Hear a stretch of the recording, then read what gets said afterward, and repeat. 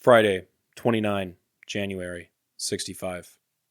My dearest Suzie, I received your letter tonight and I was glad to get it. I know that these are very lonesome times for you, but for what little consolation it is to you, I assure you that you and the boys are on my mind constantly. I don't think there is anything that we can do about that last Christmas present. It really hurts me because I could really use it, but we had an illegal setup on getting our mail up at Da Nang. If it had gone through normal channels, it would have taken us 2 more weeks to get it. So we had a pilot pick it up here and take it up for us.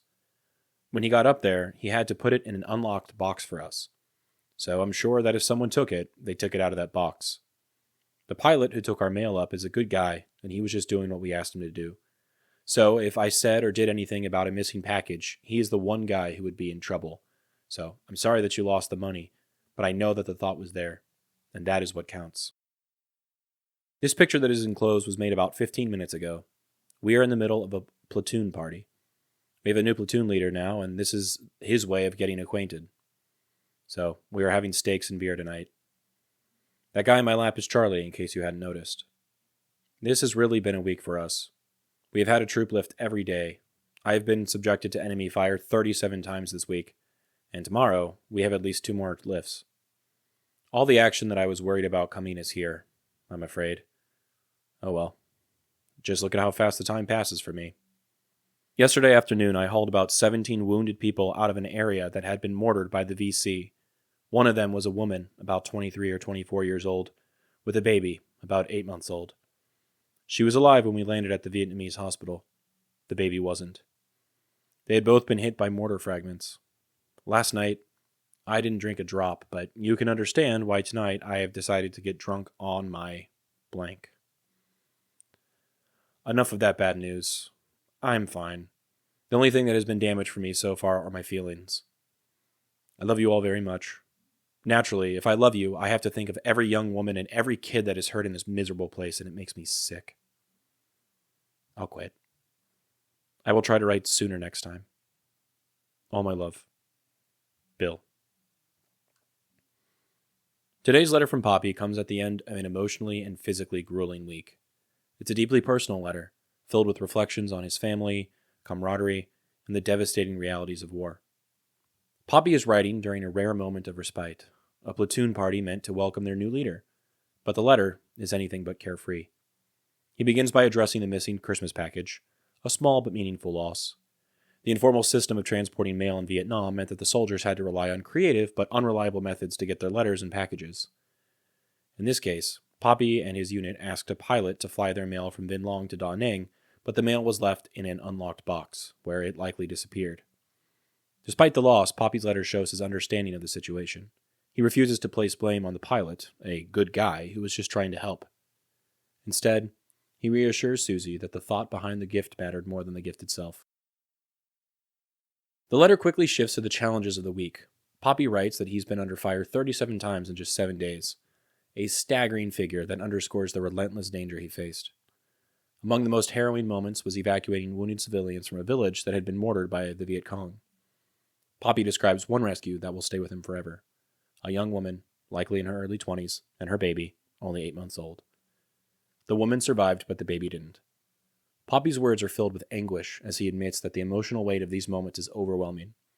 That evening, he made the decision to drink during the platoon party, not to celebrate, but to momentarily escape the pain. Was he thinking of his wife and infant back at home? He said he was. Brett, after all, we know, was teething. He wasn't much older than the baby that didn't survive the helicopter ride. Who did Popi blame for the baby's death? The mom? The VC? His fellow American soldiers? Was there anyone to blame? Amid all the chaos, Popi's love for his family remains a steady anchor. He reassures Suzie that she and the boys are always on his mind, even in his darkest moments. But that same love makes the suffering he sees all the more unbearable. He writes about how every young woman and child he encounters reminds him of his own family, making the violence and loss even harder to process. His compassion shines through even as he grapples with the horrors of war. Here, we've seen another example of the senseless violence he witnessed during the war, and he's only a third of the way through his deployment. As I've alluded to before, when he got back to the States, he wasn't a great person. I can't imagine just how much of these scenes grind down his very soul, damaging his spirit and throwing him into a despair that he can only cover up with alcohol. It's a pain so deep that he transfers it onto his kids, some of whom then later have the same problem. Popi ends the letter by apologizing for the delay in writing and promising to do better, despite the circumstances. It's a poignant reminder of his commitment to staying connected with Suzie and the boys no matter how difficult things become, almost as if it was his duty to continue to share his pain with his wife.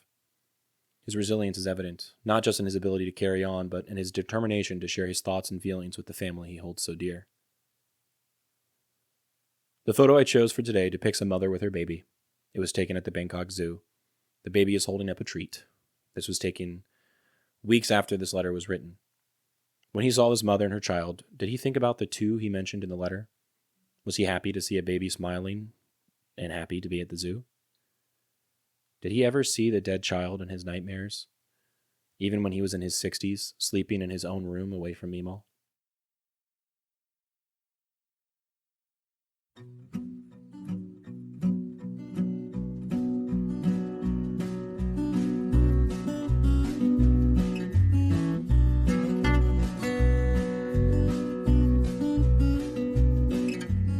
I'm Alex Lowy, and I hope you have enjoyed listening to this episode of Dearest Suzie and receiving messages from the past that my Popi wrote exactly 60 years ago.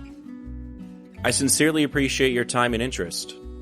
Please consider following the podcast on your preferred platform, and if you're enjoying it, I kindly ask that you take the time to rate the show and leave a review. Also, please follow the project on YouTube, X, and Instagram. All likes, comments, shares, and reviews will help grow the reach of this story. The links for these things should be in the description of this episode. Please feel free to email me at dearestsuziepodcast@gmail.com if you have anything you'd like to say. I'd love to chat or to hear about your stories as well.